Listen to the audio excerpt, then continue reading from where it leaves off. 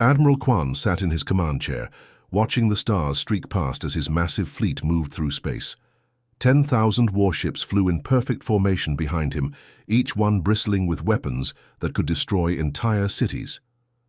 The Zephyrian Empire had built the most powerful military force the galaxy had ever seen, and Quan had used it to conquer 847 star systems across 3 different spiral arms of the galaxy. Today, they were heading toward their next target. Small, unremarkable blue planet called Earth, orbiting a yellow star in what the locals called the Sol system. Quan pulled up the intelligence reports on his screen and smiled. The humans living there had barely figured out how to leave their own planet. They had a few space stations, some primitive shuttles, and that was about it. Their most advanced weapons were nuclear missiles that moved slower than his breakfast. "Sir," called Lieutenant Hyun from the communications station, "we're receiving some kind of transmission from the target system." Quan raised an eyebrow. "Already? We're still 3 days out from their outer planets. What are they saying?" Hyun pressed a few buttons, and a calm, monotone voice filled the bridge. "Warning, unauthorized approach to Earth will trigger Protocol Omega. This is your only notice." The entire bridge fell silent for exactly 2 seconds. Then someone started chuckling. Then another officer joined in. Soon the whole command crew was laughing so hard that tears were streaming down their faces. "Protocol Omega," wheezed Commander Minji, the ship's tactical officer. "What's next, Protocol Alpha Beta Gamma?" "Maybe they'll threaten us with their mighty space shuttles," added Navigator Taiho, slapping his knee. Quan himself was grinning widely. In all his years of conquest, he had never heard anything so ridiculous. These humans were like children playing dress-up, pretending to be soldiers. Their warning was about as threatening as a mouse warning a lion. "Did you hear that tone?" laughed Communications Officer Hyun. They sounded like they were reading from a script, like some bored clerk in an office somewhere just pressed a button and played a recording. The laughter continued for several minutes. Officers were sharing their own jokes about what Protocol Omega might involve. Maybe the humans would throw rocks at them. Maybe they would send angry messages. Maybe they would shake their fists really, really hard. Quan had conquered civilizations that put up incredible fights. The Andromedan Republic had thrown everything. They had at him ships that could phase through matter, weapons that bent space itself, shields that turned energy blasts into harmless light shows. The Crystallians had built living ships that could heal themselves and reproduce in the middle of battle. The Void Dancers had mastered time manipulation and could slow down his fleet's movements to a crawl. But all of them had fallen before the might of the Zephyrian Empire. All of them had begged for mercy in the end. All of them had offered tribute, territory, anything to make the conquest stop. And all of them had been crushed anyway, because the Empire needed their resources and their space. These humans, though, they were sending polite warnings about mysterious protocols.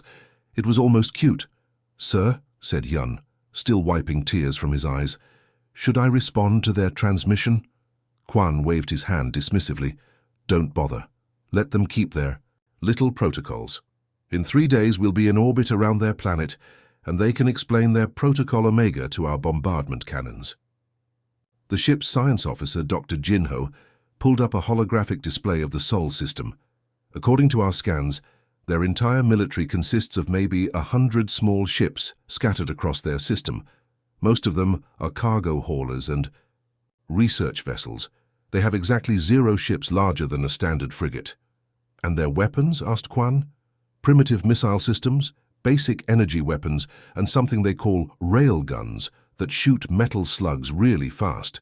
Their strongest weapon appears to be nuclear warheads, which our shields can absorb without even flickering." More laughter erupted around the bridge. Nuclear weapons. The Zephyrian Empire had stopped using nuclear weapons 3,000 years ago. They were considered barely more advanced than throwing rocks. "What about their defenses?" Quan asked. "They have some orbital platforms around their major planets, but they're clearly designed for defense against other humans, not against a real military force. Their strongest shield generators couldn't stop a single blast from our main cannons." Quan nodded, satisfied. This was going to be the easiest conquest in Imperial history.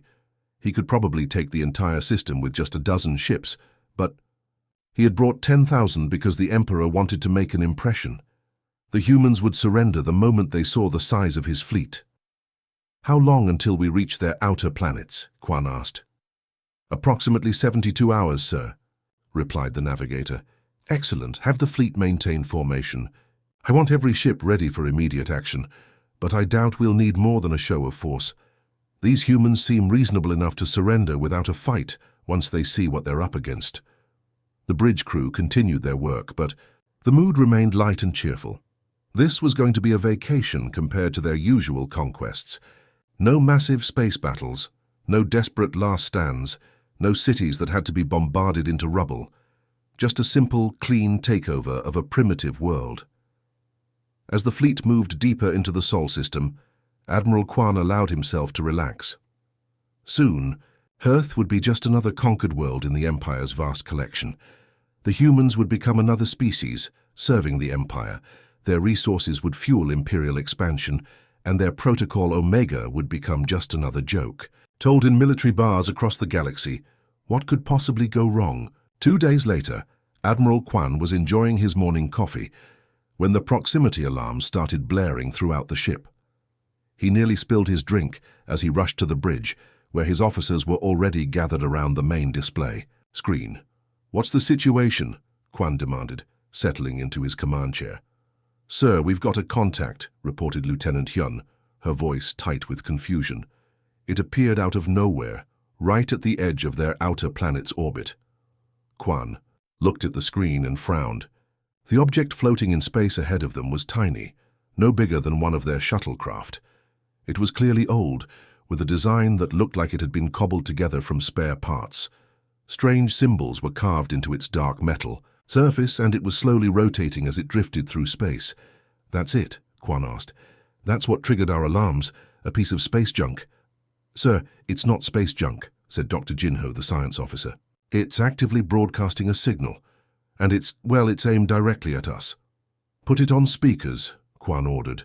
The same calm electronic voice from before filled the bridge, but this time the words made everyone freeze in their seats. "Know what you did to the Andromedans, Admiral Quan. Proceed and discover why they tried so desperately to warn you before you silenced them forever." The coffee mug slipped from Quan's hand and shattered on the floor. Around him, his officers were staring at each other with wide eyes, their faces pale with shock. The cheerful atmosphere from yesterday had vanished completely. "How?" Quan whispered, then cleared his throat and tried again. "How does it know my name?" No one answered because no one had an answer. The probe continued its slow rotation, silent now, as if waiting for their response. Commander Minji was the first to speak. "Sir, the Andromedan operation was classified at the highest levels. Only a handful of people in the entire Empire knew the details." "And they're all dead," added Dr. Jinho quietly. "We made sure of that after the operation was completed." Quan's mind was racing. The Andromedan extinction had happened 50 years ago, when he was just a young captain. It had been his first major command, and he had carried out his orders perfectly. The Andromedans had been a peaceful species, known throughout the galaxy for their advanced technology and their beautiful crystal cities, but they had refused to join the Empire, and they had something the Emperor wanted, a rare mineral that could power faster than light travel. So the Empire had made a simple decision. If the Andromedans wouldn't join willingly, they would be eliminated. Quan had been chosen to lead the operation because of his reputation for following orders without question, no matter how difficult. The attack had been swift and brutal. Quan's fleet had surrounded the Andromedan home system and begun bombardment immediately. The crystal cities had shattered like glass, their beautiful towers collapsing into glittering dust. The Andromedans had tried to fight back, but their ships were designed for exploration and research, not warfare. In less than 6 hours, an entire civilization had been wiped from existence. Every city destroyed, every ship captured or eliminated, every Andromedan killed. The official record stated that the Andromedans had attacked an Imperial convoy and been destroyed in self-defense. Only 7 people knew the truth about what had really happened, and now somehow this ancient probe knew details that should have been impossible to obtain. "Could it be a trap?" asked Lieutenant Hyun nervously. Maybe the Andromedans had some kind of backup plan. The Andromedans are extinct, Quan said firmly. I made sure of that myself. There were no survivors. Then how does this thing know about the operation? Demanded Commander Minji. Quan studied the probe on the screen. It was clearly not Andromedan technology. The design was completely different, and it was definitely not human technology either. The humans couldn't build something this advanced if they had 1,000 years to work on it. Sir, said Dr. Jinho slowly, I'm detecting some very unusual energy signatures from that probe. It's using technology I've never seen before. The power source appears to be, well, it's impossible. What do you mean impossible? It's generating more energy than it should be able to contain. The readings don't make sense. It's like it's drawing power from somewhere else entirely. The bridge fell silent as everyone processed this information. The probe continued its slow rotation, seemingly harmless, but its mere presence had shaken the confidence of the entire crew. Could it be some kind of Imperial technology? Suggested Navigator Taiho. Maybe intelligence sent it ahead to test. Us? Quan shook his head. Imperial intelligence doesn't know about the Andromedan operation, and even if they did, why would they reveal classified information to the enemy? Maybe it's not revealing anything, said Hyun. Maybe it's just guessing. It knew my name, Quan replied grimly. It knew about the Andromedans. It knew they tried to warn someone. Those aren't guesses. The truth was starting to sink in. Somehow this primitive human civilization had access to information that should have been impossible to obtain. They knew about classified Imperial operations. They knew personal details about Imperial officers, and they had technology that could appear out of nowhere and broadcast impossible messages. Around the bridge, officers were beginning to whisper to each other. Quan could hear fragments of their conversations, questions about how the humans could know so much, speculation about what other secrets they might have, doubts about whether this conquest would be as easy as they had thought. Sir, said Commander Minji quietly, what are your orders? Quan stared at the probe for a long moment. Part of him wanted to order his ships to destroy it immediately, to blast it into atoms and pretend this had never happened. But another part of him was curious. How had the humans learned about the Andromedans? What did they know about other Imperial operations? And what exactly was this Protocol Omega they kept mentioning? Maintain course, he said finally. But increase alert status to yellow. I want all weapons ready and all shields at maximum power. Sir, should we try to communicate with the probe? No, Quan said firmly. We proceed as planned, but I want constant scans of that thing. If it so much as twitches in a threatening way, destroy it immediately. As the fleet moved past the ancient probe, Quan couldn't shake the feeling that something had changed. The easy conquest he had been expecting was starting to look much more complicated. And for the first time in his long career, he was beginning to wonder if he had underestimated his enemy. The probe watched them go, its ancient sensors recording everything, its message already transmitted to those who needed to hear it. The warning had been given. Now it was time to see if the Zephyrian Empire would listen to wisdom, or if they would repeat the same mistakes that had brought down so many others before them. Admiral Quan spent the next 18 hours pacing his quarters, unable to sleep. The probe's message kept echoing in his mind, but his pride wouldn't let him show weakness in front of his crew. He was Admiral Quan of the Zephyrian Empire. He had conquered entire star systems and brought civilizations to their knees. He wouldn't be intimidated by some ancient piece of junk floating in space. By morning, he had convinced himself that the probe was just a lucky guess. Maybe the humans had intercepted some old Imperial communications. Maybe they had found wreckage from the Andromedan system. There had to be a logical explanation. There always was. Sir, we're approaching Jupiter's orbit, reported Navigator Taiho as Quan strode onto the bridge. The massive gas giant filled the view screen, its swirling storms looking almost peaceful compared to the tension on the bridge. Excellent, Quan said, settling into his command chair with more confidence than he felt. Signal the fleet to maintain formation. We'll be at Earth in less than 12 hours. The bridge crew worked quietly, but Quan could sense their nervousness. They kept glancing at him, waiting for orders, wondering if he was having second thoughts. About the mission, he couldn't let them see his doubt. All ships report ready, sir, said Commander Minji.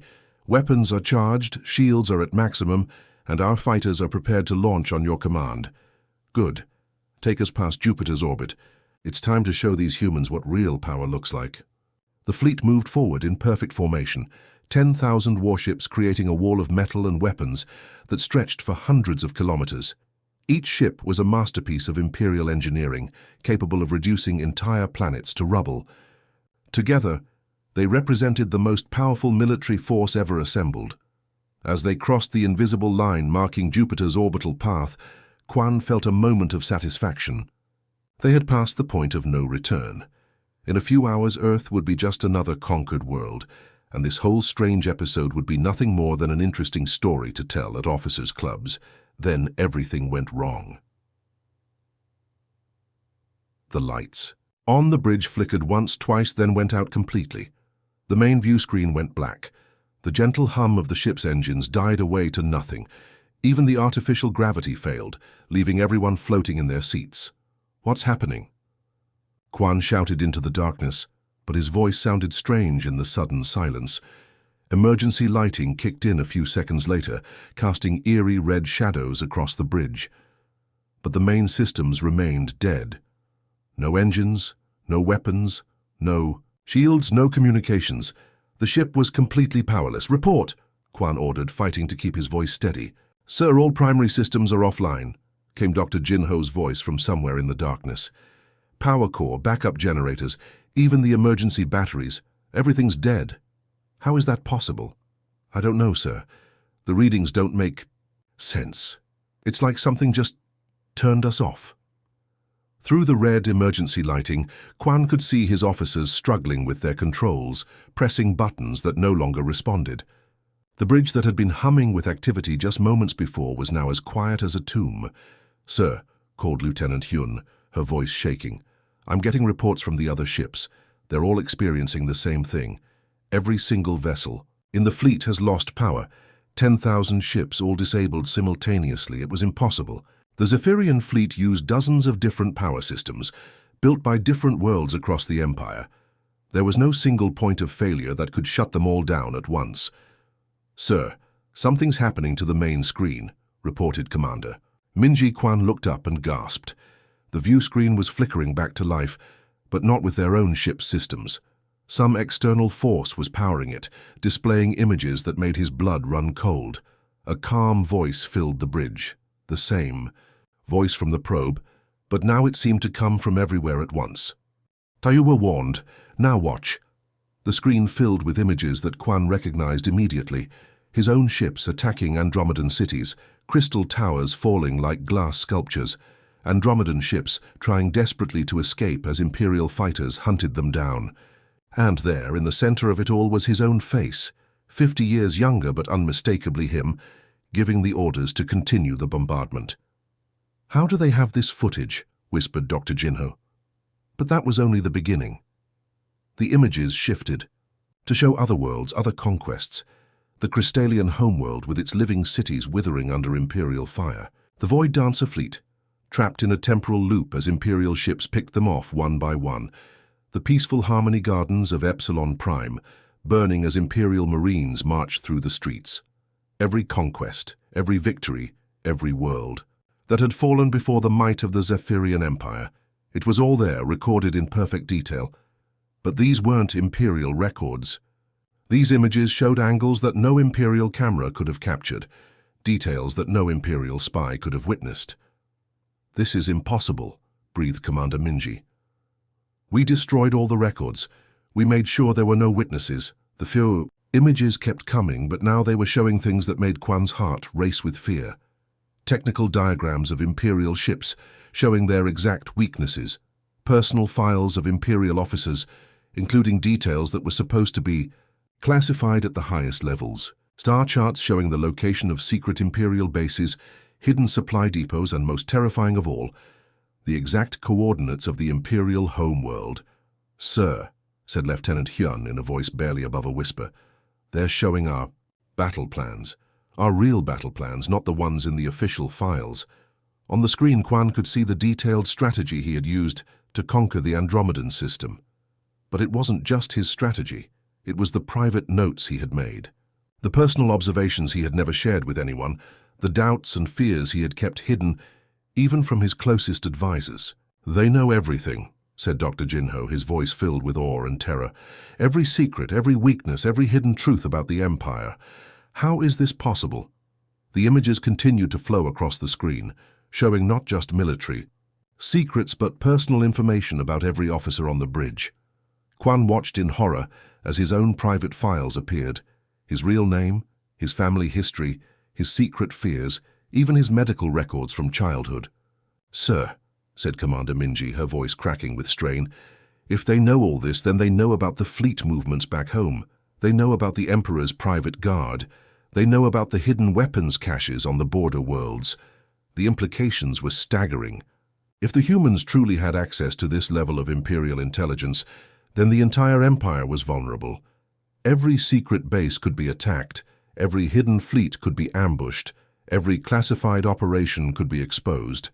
"This has to be some kind of trick," Quan said. But even he could hear the desperation in his own voice. "Some kind of illusion or mind control." "Sir," said Dr. Jinho quietly, "I'm detecting massive energy signatures from the direction of Earth. Whatever's doing this, it's using power levels that should be impossible for a civilization at their technological level." The screen flickered. Once more then displayed a new image, a view of the Zephyrian fleet itself, dead and powerless, floating helplessly in space like toys in a bathtub. 10,000 ships, the pride of the Imperial Navy, reduced to nothing more than expensive debris, and at the bottom of the screen, in simple text that somehow seemed more threatening than any weapon, were the words, "Protocol Omega is now active. You have one chance to choose." Admiral Quan stared at the screen, his mind reeling. Everything he thought he knew about this mission, about the humans, about the balance of power in the galaxy, had just been turned upside down. The primitive species they had come to conquer had just demonstrated technology that made the entire Imperial fleet look like children's toys. For the first time in his long military career, Admiral Quan was beginning to understand what real fear felt like. The horrifying display of Imperial secrets suddenly faded from the screen, replaced by something far more unsettling. The face of an ordinary human woman. She appeared to be in her 70s, with silver hair pulled back in a simple ponytail and kind eyes behind wire-rimmed glasses. She was sitting in what looked like a basic laboratory, surrounded by computers and equipment that seemed almost primitive compared to Imperial technology. "Greetings, Admiral Quan," she said in a warm, grandmother-like voice that was completely at odds with the terrifying demonstration they had just witnessed. "I am Dr. Jiwoo, and I've been expecting you for quite some time." Admiral Quan found himself staring at this unremarkable woman, trying to process what he was seeing. After everything that had just happened, the disabled fleet, the impossible knowledge, the display of Imperial secrets, he had expected to face some kind of advanced alien intelligence or mysterious cosmic entity. Instead, he was looking at someone who could have been his old school teacher. "You're human?" he managed to say. Dr. Jiwoo smiled gently. "Oh yes, completely human. Born and raised right here on Earth, in a small city called Seoul. I've spent most of my life in laboratories like this one, working on projects that most people would find quite boring." Around the bridge, Quan's officers were exchanging confused glances. This elderly woman looked like she should be baking cookies for her grandchildren, not commanding technology that could disable an entire Imperial fleet. "How?" Quan asked. "How? Did you do this to my ships?" "That's a very long story, Admiral, and I promise I'll explain everything. But first I think you need to understand something important about what happened 50 years ago." Dr. Jiwoo's expression grew sad. "You see, when you destroyed the Andromedan civilization, you thought you had eliminated every trace of them. You were very thorough, but there was one thing you didn't account for." The screen split, showing Dr. Jiwoo on one side and new images on the other. These weren't the brutal scenes of conquest from before, but something completely different. Peaceful Andromedan cities, with their beautiful crystal spires reaching toward the sky. Families of the graceful aliens walking through gardens that sparkled like jewels. The Andromedans were remarkable beings, Dr. Jiwoo continued. They had developed technology that allowed them to store not just information, but actual experiences and memories. They could capture the essence of their culture, their art, their music, even the laughter of their children, and preserve it in crystalline matrices. Quan watched the images with growing unease. He remembered these cities, but not like this. When he had seen them 50 years ago, they were targets to be destroyed. He had never thought about the lives within them, the families and communities that called those crystal spires home.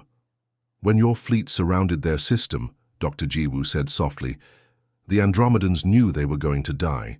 They had studied your empire's methods. They knew you would show no mercy. But in their final hours, one of their scientists named Veltar managed to do something extraordinary.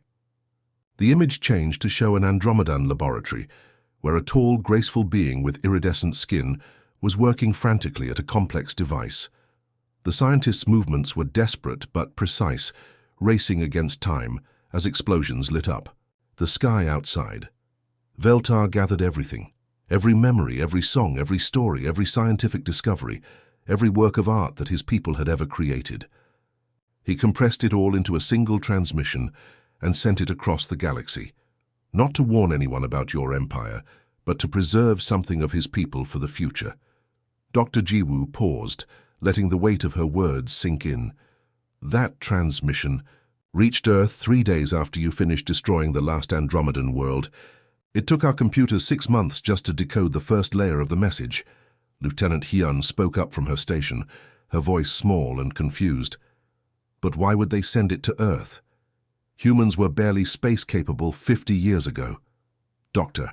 Jiwoo turned her kind eyes toward the young officer. That's exactly why they sent it to us, dear. You see, the Andromedans had been watching the galaxy for a very long time. They had seen what the Zephyrian Empire did to advanced civilizations, how you conquered them, enslaved them, or destroyed them completely. But they noticed something interesting about Earth. The screen now showed images of Earth from 50 years ago. Primitive space stations, early moon colonies, and simple spacecraft that looked like toys compared to imperial technology. We were too primitive to be a threat, Dr. Jiwoo explained. Too weak to conquer, too backward to be worth enslaving. The Empire had classified Earth as non-priority, a world that could be dealt with later when you had time. The Andromedans realized that sometimes the safest place to hide something precious is somewhere that no one thinks to look. Commander Minji leaned forward in her chair. So they sent their data to Earth because you were insignificant? Exactly. Dr. Jiwoo nodded. And they weren't the only ones. The screen filled with new images, dozens of different alien species, each one distinct and beautiful in its own way. Quan recognized some of them from his conquest records, but others were completely unknown to him. Over the past 50 years, we've received similar transmissions from 47 different civilizations, each one facing extinction at the hands of the Zephyrian Empire, each one choosing to send their final gift to the little blue planet that no one cared about. Dr. Jiwoo's voice grew stronger as she continued. The Crystalians sent us their songs that could heal wounded souls. The Void Dancers transmitted their knowledge of time and space. The Harmony Gardens shared their understanding of how all life is connected. Each species that your empire destroyed managed to preserve something of themselves here on Earth. The horrible truth was starting to dawn on Admiral Quan. You're saying that Earth is a repository, Dr. Jiwoo finished. A library, a memorial. We became the keepers of everything your empire tried to erase from the galaxy. Dr. Jinho, the fleet's science officer, was staring at his instruments in amazement. The energy readings, the impossible technology. You're using their combined knowledge. 47 different civilizations, Admiral, Dr. Jiwoo said quietly. Each one more advanced than the last, each one contributing their understanding to ours. The Andromedans gave us memory storage technology that could preserve entire cultures. The Crystalians taught us how to manipulate matter at the molecular level. The Void Dancers showed us how to bend space and time. She gestured to the simple laboratory around her. This room contains more advanced technology than your entire empire has ever dreamed of. Not because we built it ourselves, but because we were trusted with the final gifts of those you destroyed. The screen now showed something that made Quan's blood run cold. Earth itself. but not as they had expected to find it. The planet was surrounded by a network of invisible energy fields, protected by technology that had been developed by dozens of different species over thousands of years. "We've spent 50 years learning, growing, and preparing," Dr. Jiwoo continued. "We knew the Empire would come for us eventually. We knew that when you finally noticed our little blue planet, you would try to do to us what you did to all the others." She leaned forward, her kind eyes now filled with a quiet strength that was more intimidating than any weapon. "But you see, Admiral, we're not just humans anymore. We carry the memories, the knowledge, and the dreams of every civilization you've destroyed, and they all have something to say to you." The transmission ended, leaving the bridge in complete silence. Admiral Kwan sat in his command chair, staring at the blank screen, trying to comprehend what he had just learned. Earth wasn't a primitive world waiting to be conquered. It was a graveyard that had come to life, filled with the ghosts of every species the Empire had driven to extinction. And now those ghosts were ready to have their say. The screen flickered again, and Dr. Jiwoo's image expanded to show the entire laboratory. Admiral Kwan gasped as he realized she wasn't alone. Dozens of other humans stood beside her, scientists, engineers, teachers, and ordinary people from all walks of life. But they weren't the most shocking presence in the room. Surrounding the humans were translucent, shimmering figures that seemed to glow with their own inner light. Kwan recognized them immediately, though seeing them again after 50 years made his heart pound with guilt and fear. Andromedans with their graceful, crystalline features, crystallians whose bodies seemed to be made of living gemstones, void dancers who flickered in and out of existence like mirages. "Admiral Kwan," Dr. Jiwoo said gently, "I'd like you to meet some friends of ours." The holographic figure of an Andromedan stepped forward, tall, elegant, with skin that sparkled like starlight. When it spoke, its voice carried the sound of wind chimes and distant music. "I am Velta, the scientist who sent our final message to Earth. I have been waiting a long time to speak with you again." Kwan's mouth went dry. You're dead. I killed you myself. I watched your city burn." "Yes," Velta replied calmly. "You destroyed my physical form along with everything and everyone I loved. But our essence lives on here, preserved in the memories and hearts of our human friends." More figures stepped forward. A crystallian, whose voice sounded like singing. Crystals. A void dancer whose words seemed to echo from multiple dimensions at once. Representatives of species whose names Kwan had forgotten, whose worlds he had reduced to ash and rubble. Dr. Jiwoo gestured to the assembled figures. "For 50 years we've been working together, humans and the preserved consciousness of those you destroyed. We've built something remarkable, an artificial intelligence that carries not just data, but the actual memories, personalities, and souls of entire civilizations." The air above the laboratory shimmered, and a new presence made itself known. When it spoke, its voice was a harmony of thousands of different beings, all speaking as one. "We are the collective. We are the memories of the dead and the dreams of the living. We are 47 civilizations that refuse to be forgotten." Lieutenant Hyun whispered, "It's impossible. You can't store souls in a computer." The collective's voice grew warmer, almost amused. "Young officer, your empire has spent thousands of years learning how to destroy. We have spent 50 years learning how to preserve and protect. Which do you think is the greater achievement?" Admiral Kwan found his voice, though it came out as barely more than a whisper. "What do you want from us?" Dr. Jiwoo stepped forward, her expression sad but determined. "We want to offer you a choice, Admiral.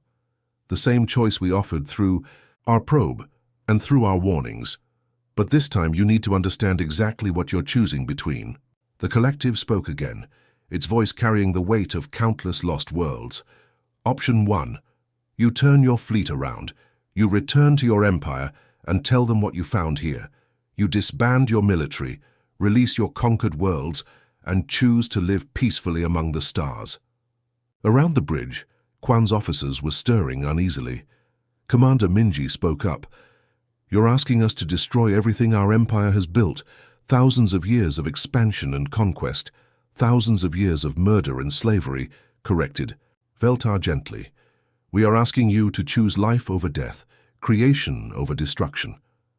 "And if we refuse?" Kwan asked. though he was afraid he already knew the answer.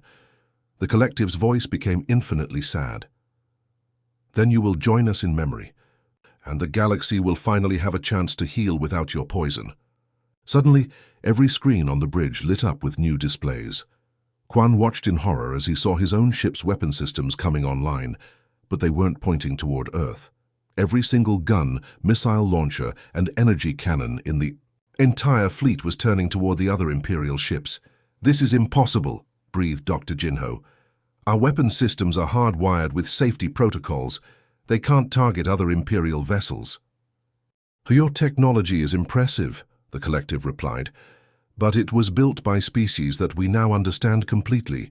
Every system, every protocol, every safeguard, we know them all intimately because we learned from those who built them before you conquered them."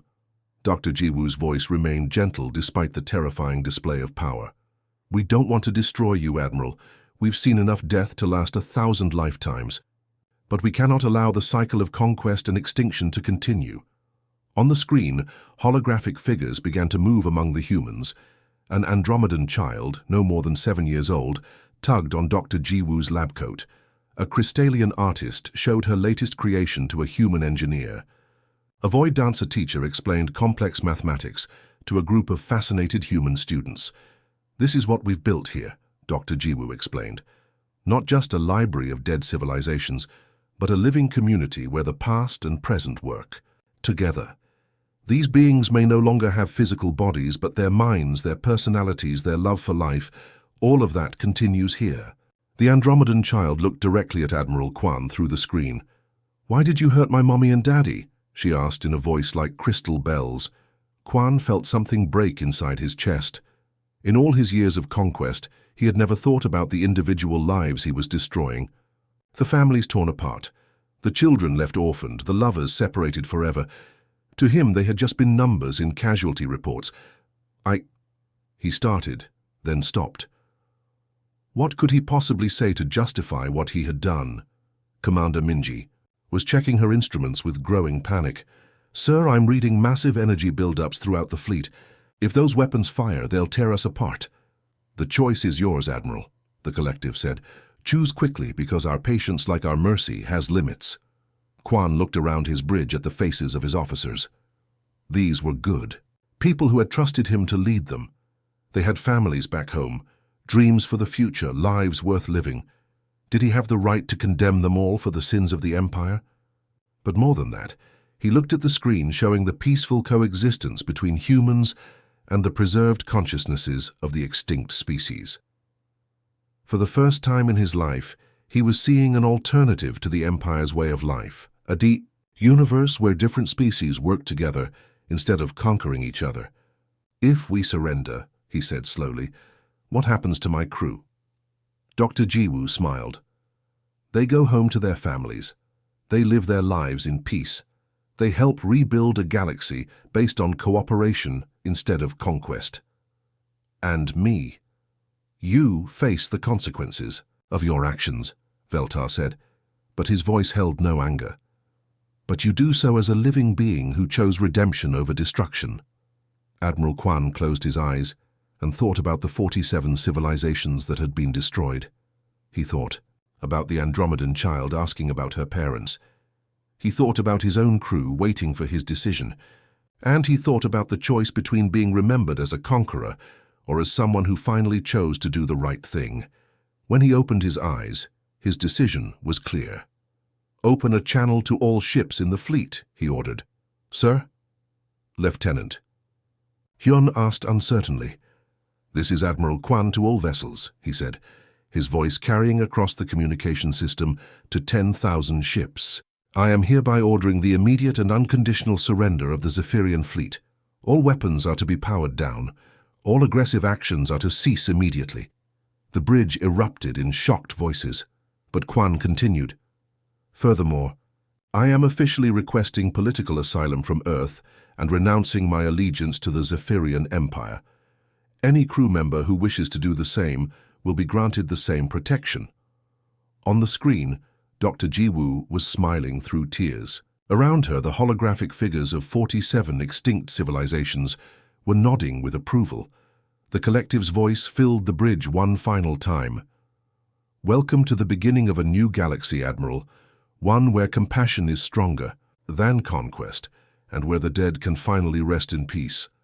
As the weapon systems of the Imperial fleet powered down and the threat of destruction faded away, Admiral Kwan realized that he was witnessing something unprecedented in galactic history. Not the victory of the strong over the weak, but the triumph of wisdom over violence. Earth had won not through superior firepower or advanced technology, but through something the Empire had never understood, the power of preserving life instead of destroying it. The war was over. The healing could finally begin.